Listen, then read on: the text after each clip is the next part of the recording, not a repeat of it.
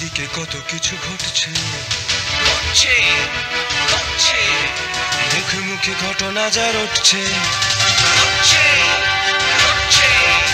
আড়ালে প্রকাশ্যে যা বলছে, তাই নিয়ে ক্যামেরা চলছে, ক্যামেরা চলছে, ক্যামেরা চলছে, ক্যামেরা চলছে।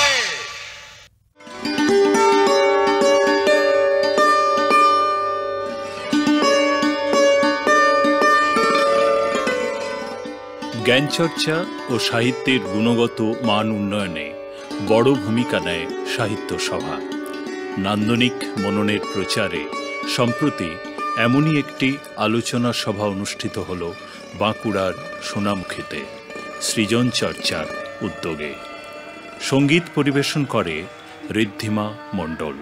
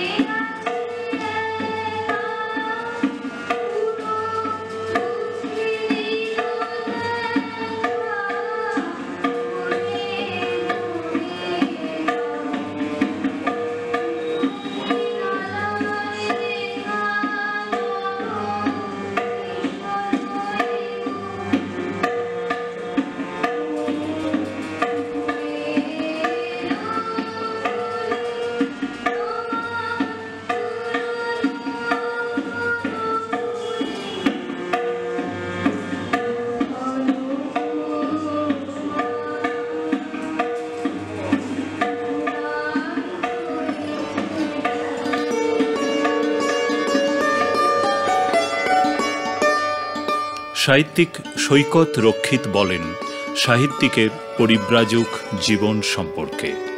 সৃজন চর্চার এই অনুষ্ঠান আমার কাছে একটা অন্য আবেদন নিয়ে আসে, এই কারণেই যে এটা মহানগরের কোনো অনুষ্ঠান নয়, শহরের মানুষদের এখানে খুব একটা যে ভিড় হয় তাও নয়, কিন্তু এখানে যারা আসেন তারা বিশুদ্ধ সাহিত্যসেবী, যারা আগামী দিনেও হয়তো আরও অনেক কিছু বাংলা সাহিত্যকে দিতে পারেন, এরকম ঘনিষ্ঠ এবং অনুরাগী মানুষদের এখানে জমায়েত হয়।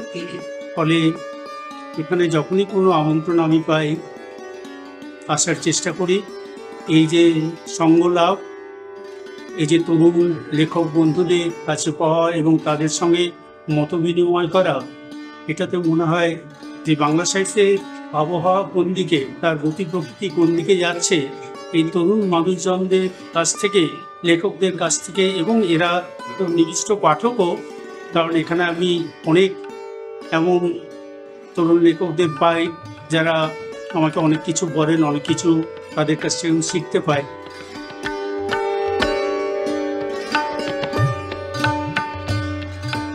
বাস্তুহারার স্বদেশ যাত্রা এই সম্পর্কে বলেন সাহিত্যিক অনিতা অগ্নিহোত্রী। এখানে যদিও আমি সূচনায় বলেছি যে আমার বাবা মা দুজনেই দেশভাগের আগে চলে আসেন কলকাতায়, এবং এক অর্থে যেহেতু আমাদের জমি ভিটে মাটি সবই রয়ে গিয়েছিল, এক ধরনের বাস্তুহারা জীবন আরম্ভ হয়। তার পরিণতিতে যেমন কলকাতা শহরকেও আমি আপন করতে পারিনি, কলকাতাও আমাকে আপন করতে পারিনি, এবং পরবর্তীকালে বাংলা ছেড়ে যখন আমি অন্যত্র গেছি আমার নিজের কর্মজীবনে, আমি চেষ্টা করেছি যে দেশকে আমি হারিয়েছি সেই দেশের সন্ধান। এই দেশের সন্ধান আমার নিজের যাবতীয় লেখালেখির মধ্যেই ধরা আছে, যার 4 দশক ধরে চলছে। কিন্তু এর সঙ্গে আরো একটা কথা আছে যেটা আজকে আমি অনুভব করি। যেমন গতকাল সোনামুখীর কাছে নিত্যানন্দপুরে এসে দেখলাম যে এখানে কতগুলি গ্রামকে বসত করানো হয়েছে, তারাও এসেছিলেন বাইরে থেকে, এবং তারা সকলেই চাষিবাসী গৃহস্থ, নিজের মতো করে আবার ঘর তাদের বসবাস তৈরি করে নিয়েছে। তো একদিকে যেমন মানুষের বাস্তুহারা অবস্থা নানাভাবে আসতে পারে, কেবল দেশ বিভাগের জন্য নয়, এই একটা প্রক্রিয়া পুনর্বাস, ঘর ছাড়া, এটা পরিবেশগত কারণে হতে পারে, এই বদলটা ক্রমাগত চলছে। এবং দ্বিতীয় একটা আশার কথা, সেটা হচ্ছে যে লেখকের কিন্তু নিজস্ব বাস্তু বলে কিছু নেই।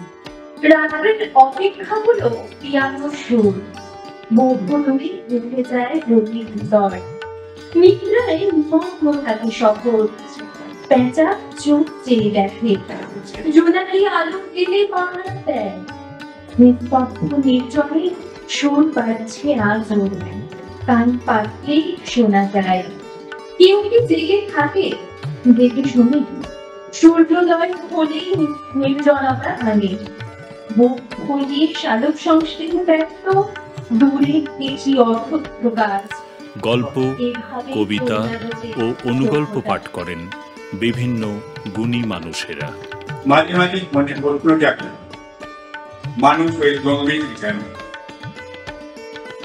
এটি শুধুই মরে যাওয়ার জন্য? মৃত্যু তো স্বাভাবিক পরিণত, প্রাকৃতিক নিয়মে। তাই বলে মৃত্যুর আগে কি আমরা মরে যাব না? আমাদের মরার মতো বেঁচে থাকতে হবে না? এভাবে বেঁচে থাকার কি মানে? এই মনুষ্য জীবনের কি মানে হয়? সেটি শুধুই প্রভুর ইচ্ছায় সব বেরিয়ে আছে মরার মতো? আমাদের কোনো ইচ্ছা নেই, সকাল রাত নেই, পদে পদে বিপদ আমাদের জীবন সঙ্গী, ভয় আমাদের স্বপ্নের পিছনে ছায়া হয়ে আসে, দুঃখ আমাদের কিছু সারে না কিছুতে, নিয়তি আমাদের পিছু নিয়েছে জন্ম। গরু ছাগলের মতো মানুষের জীবন যাপন, হাসপাতালে ঘন্টার পর ঘন্টা লাইনে দাঁড়িয়ে আছি, কি নিদারুণ ভাবে বেঁচে আছে মানুষের। কেউ এমন ভাবে অভিশাপ দেয়, শুধু এই গল্পটা নয়, এর আগেও অনেক গল্পে এরকম হয়েছিল। তখন কিন্তু এইরকম সংসারে আমাশা ছিল না, জীবনে একটা শ্বাস নেওয়া যেত, একটা আরাম ছুঁয়ে যেত শরীর, মুগ্ধতা বাসা বাঁধত চোখের কোণে। বাবা, তুমি কিন্তু ফাঁকি দিচ্ছ, তোমাকে কবে থেকে বলে যাচ্ছি, আমি এবার কিন্তু মাকে বলে দেবো। তোর পিতলের ভাত পাত্রটা থেকে দাপিয়ে এই কথাই ভাবছিল নিবেদিতা। বিয়ের পর তার শাশুড়ি তাকে এটা দিয়েছিল, তার গয়নাকাটি থাকতো এর মধ্যে। এখন থাকে ওষুধ, ক্ষুদ্র পয়সা আর টুকটাক কাগজপত্র। হঠাৎ ঘুম ভেঙে যাবে শুরু লাগে, শুনতে পায় কেউ যেন নাম ধরে ডাকতে লাগে, এই ছড়া বেড়া বেড়া বেড়া। যেটা বিষ্ণুবাবু চমকে উঠে জোর করে লাগে, কুন্তি মায়েরও ঘুম ভেঙে যায় চিৎকারে।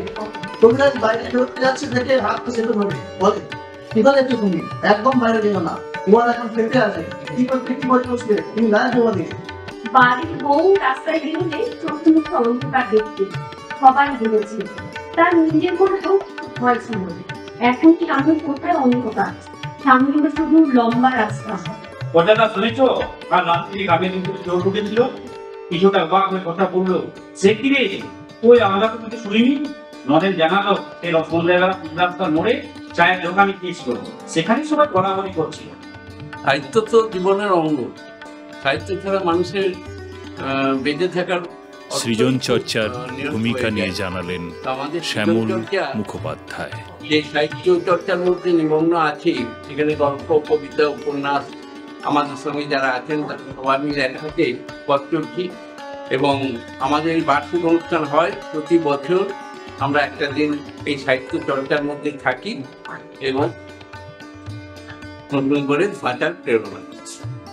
এই সৃজন চর্চা শুরু করেছিলাম আমাদের এই স্থানীয়ভাবে যে সমস্ত তরুণ লেখক এখন লেখালেখি করছেন, এই যারা কেউ কবিতা নিয়ে এলেন, কেউ গল্প নিয়ে গেলেন, কেউ প্রবন্ধ নিয়ে এলেন, এই উদ্যোগ সম্পর্কে বললেন অসিত বেরা। সেই কবিতা গল্প নিয়ে আলোচনা করা হয়, কোথায় তার আরও গল্পটাকে আরও ভালো করা যেত, কবিতাটার কোন শব্দটা আর একটু পরিবর্তন করলে ভালো হতো, বা ছন্দে কত হচ্ছে কিনা, অর্থাৎ সাহিত্য বিষয়ে রাজনীতি চর্চা। যে এই সময় যারা লেখালেখি করছেন, অর্থাৎ বাংলা সাহিত্যে যারা লেখালেখি করছেন তাদের সম্পর্কে খোঁজখবর পাওয়া যায়, আধুনিক বাংলা সাহিত্যের যে কোন গতিপথ, সেটাও আমরা এই আলোচনার মাধ্যমে বুঝতে পারি। ক্যামেরা চলছে।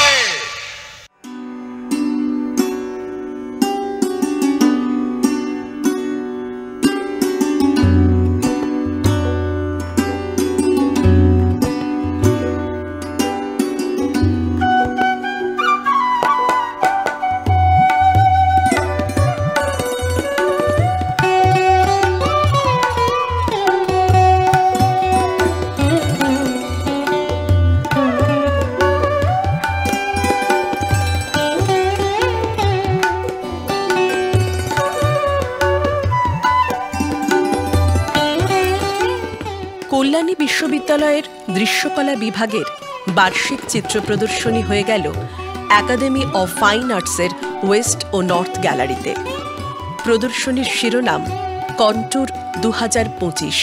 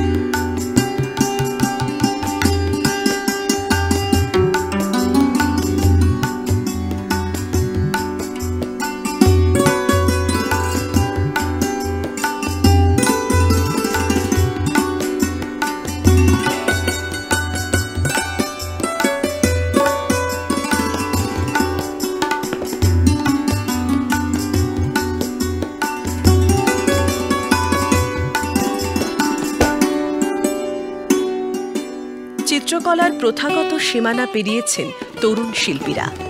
নতুন ভাবনা চিন্তার প্রকাশ ঘটেছে প্রদর্শনীতে। বাস্তবধর্মী চিত্রের পাশাপাশি অনায়াসে স্থান পেয়েছে অন্যান্য বিষয়।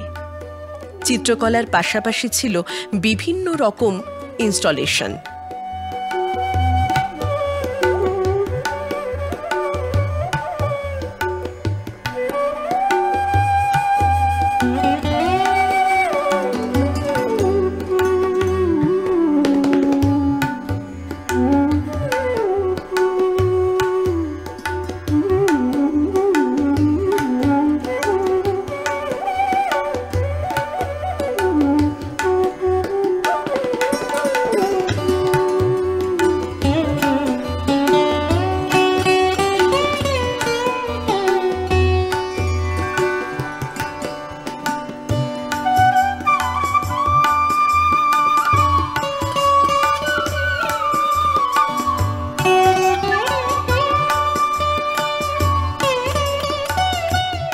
প্রদর্শনী নিয়ে বললেন কল্যাণী বিশ্ববিদ্যালয়ের এক ছাত্রী। আমি সৌমিতা দেবনাথ, কল্যাণী ইউনিভার্সিটির ফাইনাল ইয়ারের স্টুডেন্ট। আমি এখানে মোট আমাদের ফার্স্ট ইয়ার সেকেন্ড ইয়ার মিলে মোট 49 জন আর্টিস্ট আছে এখানে। তাদের অনেকেরই কাজ রয়েছে, কিছু ইনস্টলেশন রয়েছে, কিছু হচ্ছে ফাউন্ড অবজেক্টের কাজ রয়েছে, এছাড়াও প্রচুর পেইন্টিং রয়েছে, কিছু রিলিফের কাজ রয়েছে। 1 ইয়ারের একটা সার্টিফিকেট কোর্স আছে সেরামিক্সের, সেই ডিপার্টমেন্টের স্টুডেন্টদের কিছু কাজ আছে। এছাড়াও অ্যানিমেশন ডিপার্টমেন্টের স্টুডেন্টদের কিছু কাজ আছে। এছাড়াও আমাদের ডিপার্টমেন্টে সিবিসিএসের স্টুডেন্টরা 6 মাসের জন্য একটা কোর্স করতে আসে, সেই স্টুডেন্টদের কিছু কাজ এখানে আমরা দেখতে পাবো আর কি। কাঠের উপর আছে কাজ, কিছু পেইন্টিং আছে, এছাড়াও অনেক ইনস্টলেশন, কিছু কাচের উপর কাজ আছে এবং গ্রাউন্ডে কিছু কাজ আছে। প্রত্যেকটা শিল্পীরই কাজের ধরন আলাদা।